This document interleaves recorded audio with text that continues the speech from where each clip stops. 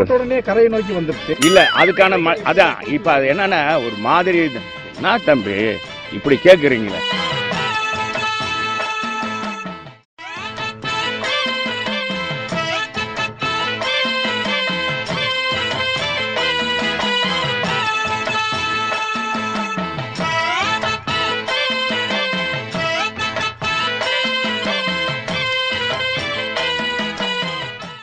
நம்ம மதுரை மாவட்டத்தில் இன்னைக்கு வைகை டேம்ல வந்து இன்றைக்கு பரிச்சாத்த முறையில் இந்த இதை தெர்மாக்கூலை வந்து நம்ம போட்டிருக்கோம்.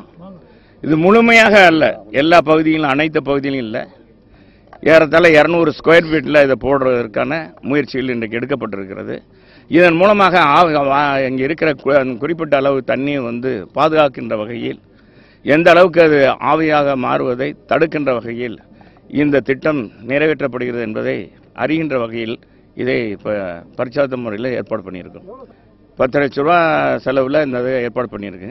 இது வெளிநாடுகள்லாம் ஏற்கனவே இது இம்ப்ளிமெண்ட் பண்ணியிருக்காங்க. தனியார் இதுலேயும் டேங்குலேயும் இந்த மாதிரி உபயோகப்படுத்தியிருக்காங்க.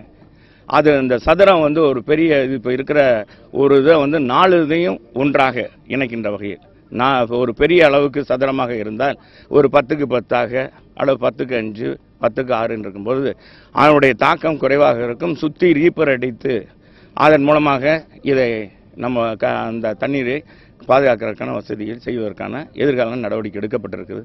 இத்துடன் இது போதுன்னு நினைக்கிறேன்.